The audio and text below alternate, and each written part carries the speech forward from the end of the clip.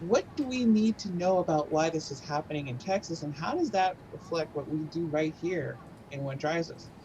Well, here's the story of why Texas is so fucked.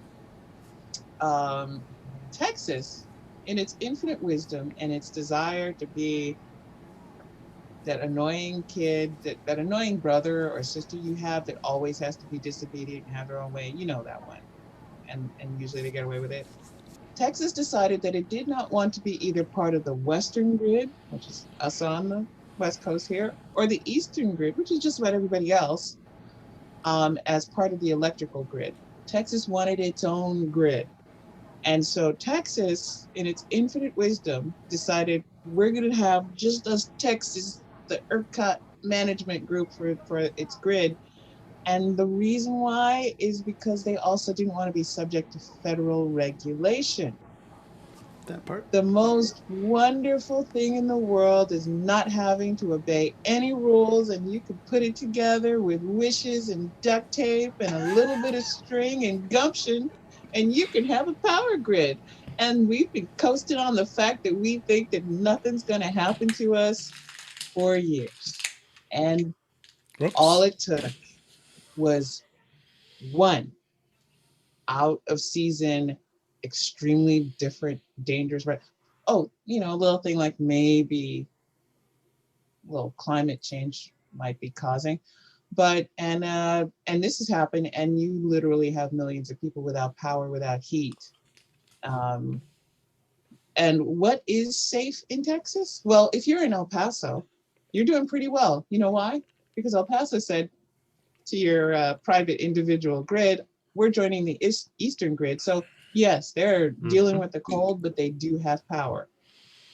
But everybody else is screwed. Houston had power, and you had empty, a beautiful, empty set of skyline buildings all lit up with power. Everywhere else where people are residential, no power. Why is that? Um, and all I can say is, dear God, how do we help Texas? Because it's not just right now, there's an immediate crisis need for help. And luckily, we have an actual president who is not sitting there going, well, did the governor make nice to me? Did we all say nice noises about, his hair or something? Mm. So FEMA is working on it. But I have many questions as a person who actually went through FEMA training when I worked for a municipality, because a lot of these people should have been evacuated. And if we have power in downtown Houston, there should have been some work on the ground.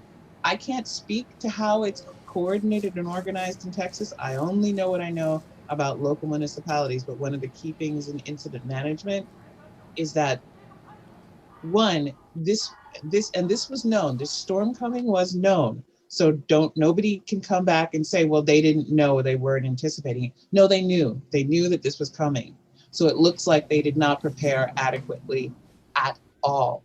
They did not weatherize. I this is the gas, natural gas, that's supposed to be. People are Mm. talking about windmills. No, it's this is the natural gas stations. This is how they look. Mm. That's why they're not working. It's 80% natural gas and coal, if I remember correctly. I might have that figure wrong. I read several articles on this one. So we Yeah, have a that tremendous. was the part that upset me. Right now, people are dying. Let's not worry about was it this or that that caused it, and let's worry about trying to get power to people that they need so that they don't freeze to death. And then after that, yes, let's deal with the problems. And the fact that there's already Tucker Carlson out there saying it's wind turbines that cause this problem, he can kiss my ass. That is just such bullshit. The biggest problem is that transmission lines are going down, so they're not able to shift electricity from areas that have it to areas that need it, and that they've had multiple failures. Even the nuclear and coal plants that they have in the state, which aren't very many, are having transmission line problems. And because they've had 100-car pileups on the freeways, the people that need to get there to repair it can't get there.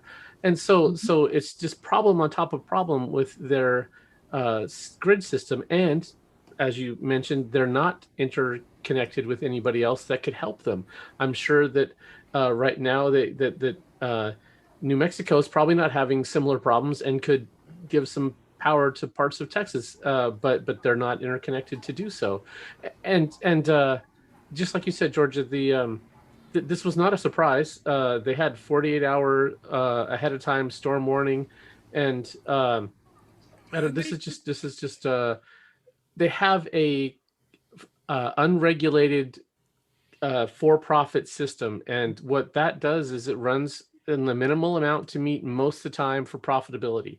It's not worried about redundancy and backup and all these things like this that happen, once in a 100-year catastrophe. They're not building out for that because that costs a lot of extra money and cuts into profits. So yeah, that's the real problem. There are certain things that like water supply and air that should not be for-profit industries, and electricity it falls into that. In so many people are absolutely dependent on it for their life. Yeah, it's horrible. I also wanted to point out that the east and west grids are connected to Canada. So really, really did this to That's themselves a here. real disaster. And Yeah. that the Canada grid, cold weather is probably not a problem for them. They Right? kind of have had, they've heard of that before. It's not And a I surprise. love people who've been showing pictures of fully functioning windmills in Antarctica, Yep. Canada, Antarctica, all over the Dakotas, place. Alaska, Norway. The problem, okay, in and I am very passionate on this because I keep seeing the way how this has this is not, to me, the loss of one innocent life is too much loss. It's going to be much worse because we're talking about not just a few houses, we're talking about almost an entire state. We're talking about serious emergency consequences in hospitals. We're talking about shelters where they can't keep people warm and you can't get to the shelter. And the grifting of hotels charging something like $1,000 a night for a room. So this Yeah, is price serious, gouging and absolutely should be illegal, and if people are doing it, they should be prosecuted for it. they should be Yeah. prosecuted. But We talked at the we end of the have to last show, kind of and the investment, the investments we've been needing to make in America goes back to when I was a kid around Reagan's time, where it's like we have missed so much opportunity because people want to play nickel and dime about investment in the future of America and for American society.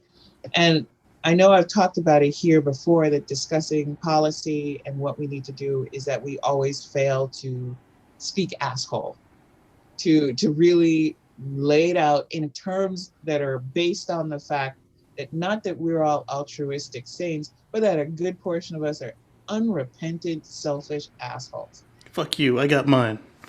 Basically, and we have to start phrasing sustainability to that extent because the consequences to everybody to build policy around cheapness, around no, this is mine and you can't have it. This is going to be writ large in Texas going on for I don't know how long. I don't know how many lives are going to be affected. But the thing is that I've seen people talk about how they want to move to Texas so they can be free of taxes. Civilization costs something. It doesn't come out of anywhere.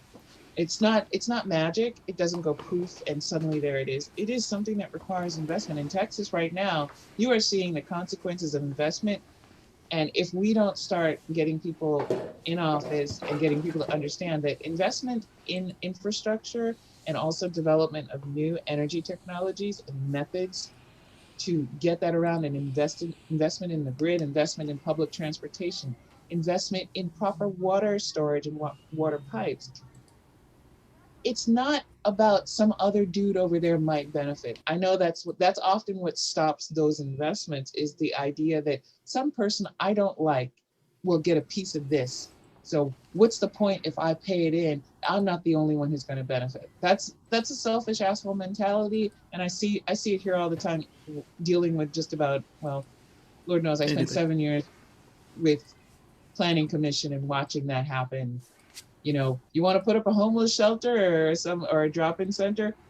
Wait, let's all those people who thought it was a great idea when you were running for office, let's see what happens when you actually have a concrete plan and a location and it's a little too close to their home.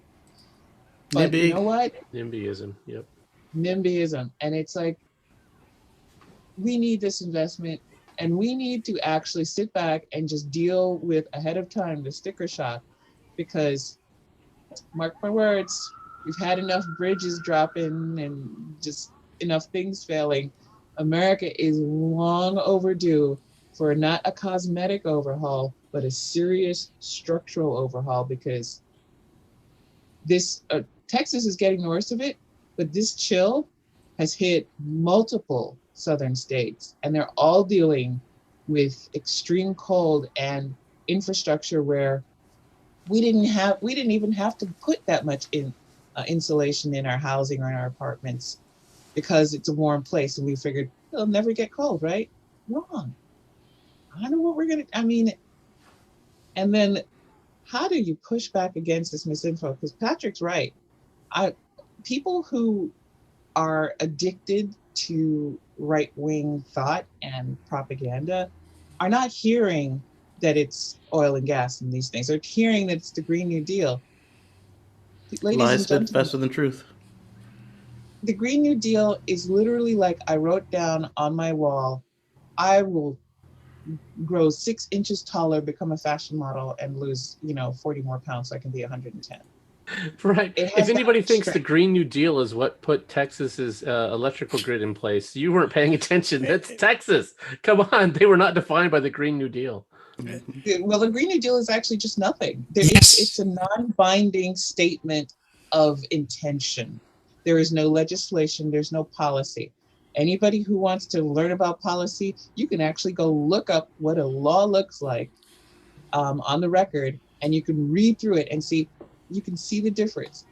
A law is this much pages because they have to write it all out. A Green New Deal is like a 2-page, 3-page document. That's not a law. There's no policies. There's nothing to do. It's just, hey, this would be nice. So I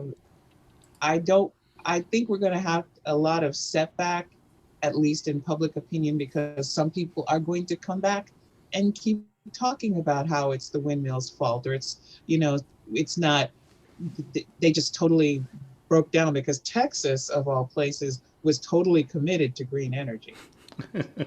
the oil capital of the country.